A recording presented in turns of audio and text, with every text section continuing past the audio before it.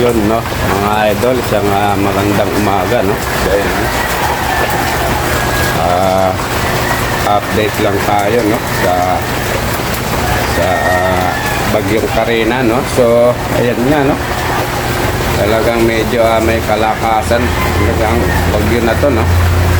So dahil nga sa malakas ang bagyo, no, hindi tayo nakatulog dahil dito sa nangyari na bagyo. So kailangan natin maglimas ng bahay, no, kasi inaabot tayo. So dahil nga sa maraming tumutulo dito, talagang kailangan natin maglimas, no.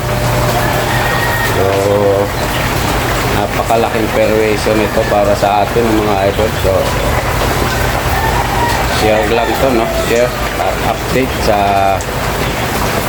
bagyong Carina.